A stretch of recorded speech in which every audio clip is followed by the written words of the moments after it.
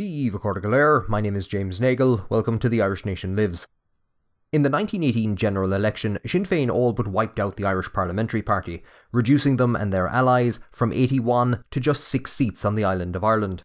Publicly, the Old Order argued that this was the result of a momentary lapse in judgment by the Irish people, led astray by promises that could not be kept.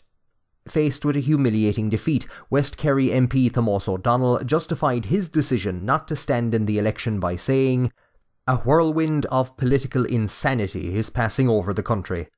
The storm will pass. With confidence, I await that time and most earnestly appeal to my friends throughout West Kerry to bear themselves as men in what is only a temporary and very short-lived period of confusion." While the British political establishment also agreed with this view, claiming that Sinn Féin had secured their victory through intimidation and impersonation, they set about finding methods of curbing the party in future elections. Sinn Féin attracted a substantial vote in 1918, but their total seat count and the collapse of the Irish Parliamentary Party was exaggerated by the first-past-the-post voting system. Trinity College Dublin, however, had elected its 2 MPs in 1918 using the single transferable vote, and Sligo Corporation had called for the same method to be introduced there for its upcoming elections in January of 1919.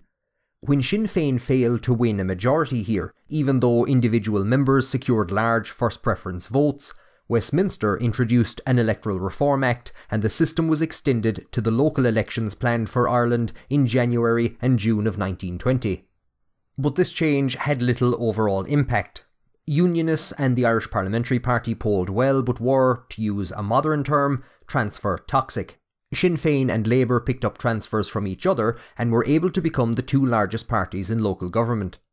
Sinn Féin took control of almost 85% of the urban councils contested on the 15th of January and would win an even higher percentage of the rural councils contested in June.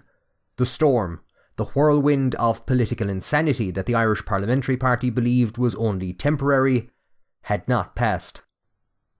Prisoners and militant revolutionaries were now appointed to some of the most distinguished offices in the country. Tom Kelly was elected Lord Mayor of Dublin while imprisoned in Wormwood Scrubs. Though he was released and allowed to return to Ireland in April, ill health meant that he never took office. In Limerick, Sinn Féin's Michael O'Callaghan became the new mayor. He and his successor George Clancy would be murdered by auxiliaries in separate attacks on the same night, the 6th of March 1921. In Cork, Sinn Féin had run a joint campaign with the Irish Transport and General Workers Union and between them they secured 30 of the 56 seats on the corporation. When the new councillors met for the first time on the 30th of January, Sinn Féin's nominee for the position of Lord Mayor, Tomás MacCurtin, was elected unopposed. After signing the declaration accepting office, MacCurtain put forward the following resolution, which was passed by a majority. That this council of the County Borough of Cork, at its first meeting after election in 1920, hereby records its recognition of Dáil Éireann as the lawful, legal and constitutional parliament of the Irish nation, and recognises the executive of the Dáil as the lawful government of this country. Similar resolutions were passed nationwide, greatly boosting the standing of Dáil Éireann. While it had appointed government ministers, very few of the departments that were created were able to operate, and its grand pronouncements had little to back them up.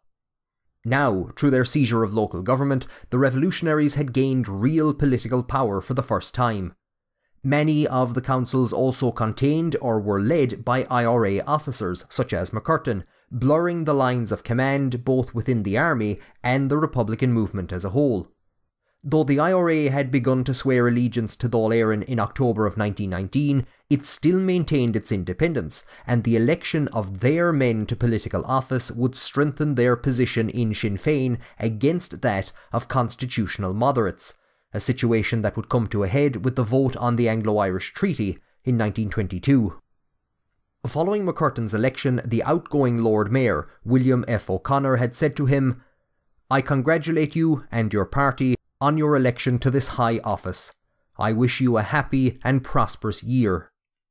Just 49 days later, MacCurtain would be dead. On the 14th of December 1913, a branch of the Irish Volunteers was established in Cork, with Tomás MacCurtin, a well-known member of the Gaelic League, appointed as secretary.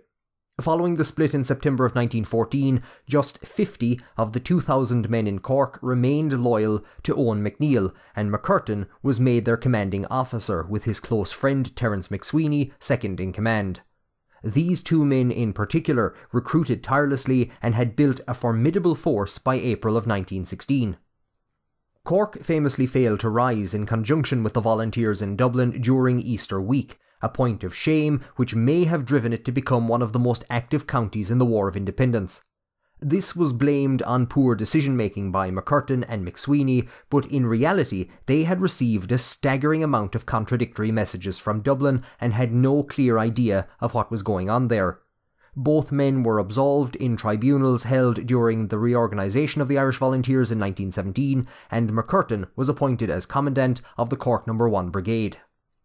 He had a good working relationship with the new General Headquarters, especially the Director of Intelligence, Michael Collins, and made a number of trips to Dublin during 1919. MacCurtain was involved in the first attempt to kill the Lord Lieutenant, Sir John French, which was called off when his car took a different route. After a few more similar failures, some of the men involved, such as Seamus Robinson, started to believe that Collins was staging these ambushes to impress MacCurtain and other visiting officers. In Cork, MacCurtain's relationship with General Headquarters also came in for criticism.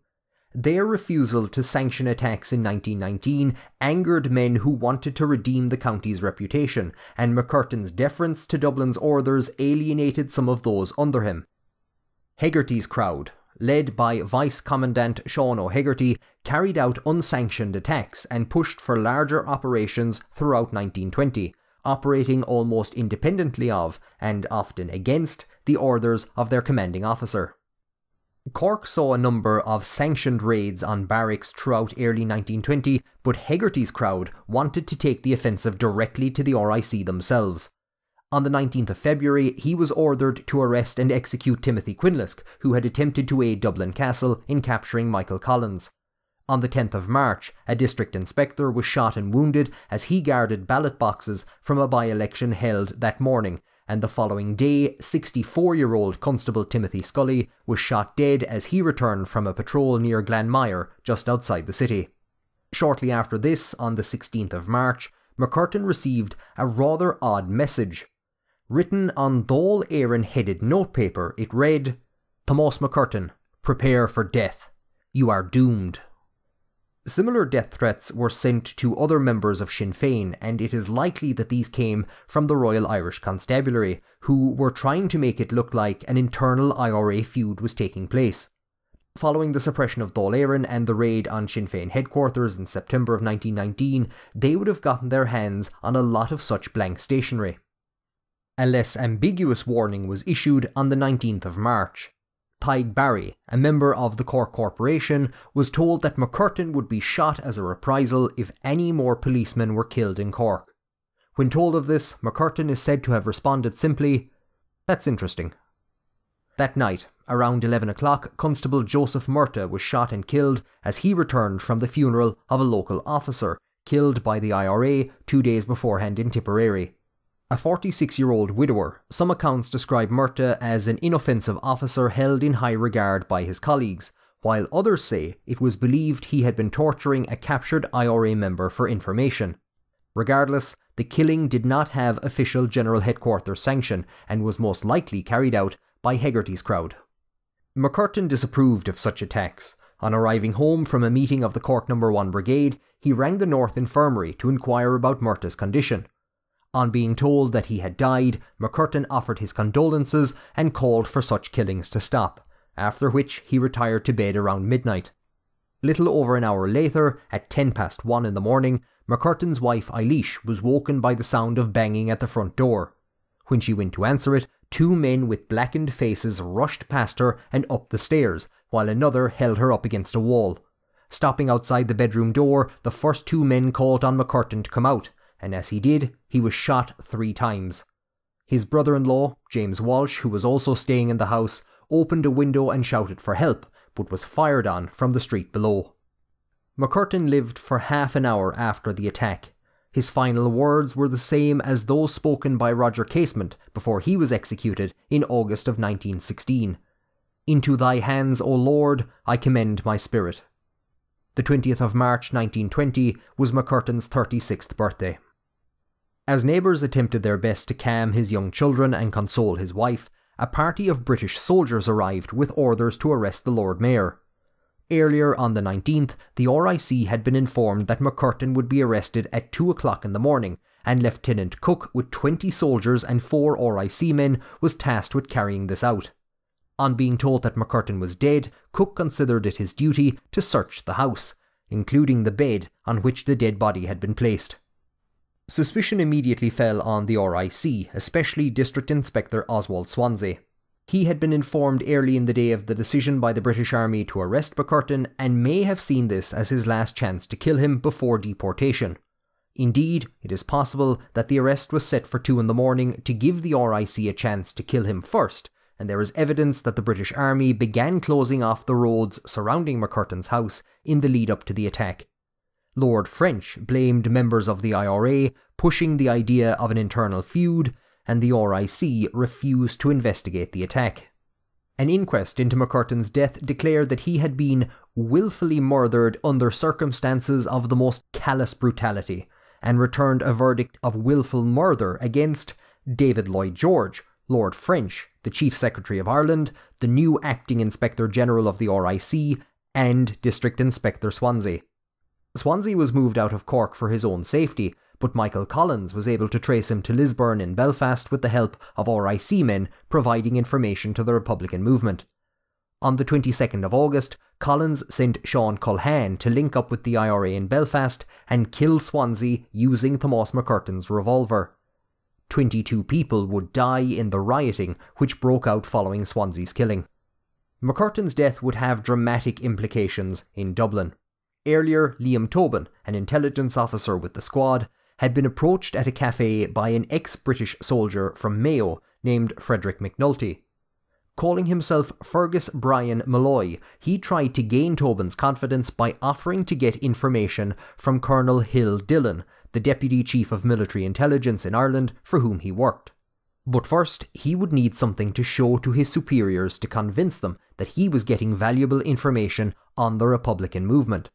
He suggested that Tobin write down the names and addresses of prominent members of Sinn Féin whose arrests would have little impact, and presented him with a sheet of Dáil Éireann headed notepaper on which to do so. Tobin imagined a scenario in which his dead body would be found with this besides him, shot either as a spy by the IRA or by the RIC to push the idea of an internal feud. He made his excuses and the meeting broke up.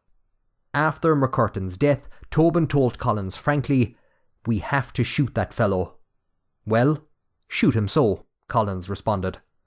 On the 25th of March, believing that a meeting with Liam Tobin was being organised for him, McNulty was shot dead by the squad as he waited at the corner of Wicklow Street.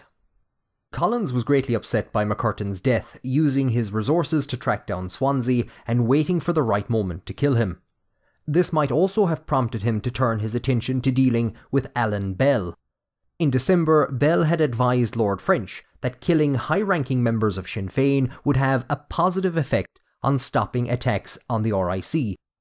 A retired resident magistrate, Bell became a type of early 20th century forensic accountant, using seized documents from Sinn Féin headquarters to locate bank accounts set up for the Dáil loan. On the 1st of March, Bell had demanded that a representative of the Bank of Ireland appear before the police court in Dublin so that their books could be examined by the government. Figures vary, but he was making considerable progress in seizing money raised for Dáil Éireann before he was pulled off a tram at Ballsbridge on the 26th of March and shot dead by members of the squad. Finally, on the 14th of April, Constable Harry Kells of the DMP was also killed by the squad. Kells had been given a promotion to Detective Constable and the unenviable task of investigating the killing of Alan Bell.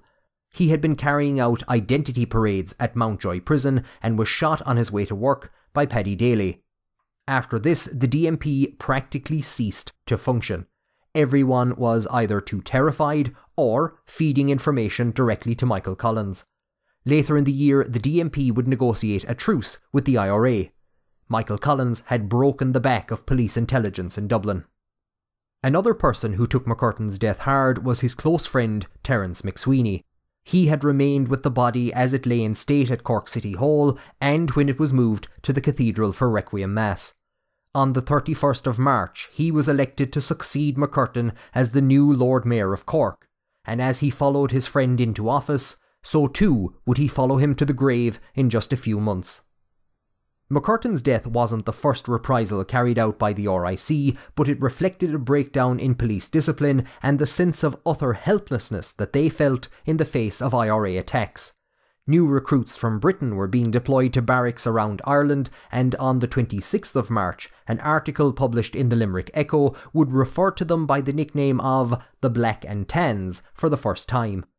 Just over a week later, the nationwide destruction of abandoned RIC barracks was carried out, which I will be covering in the next episode. Accorda, thank you for joining me on The Irish Nation Lives. Slán go fóill.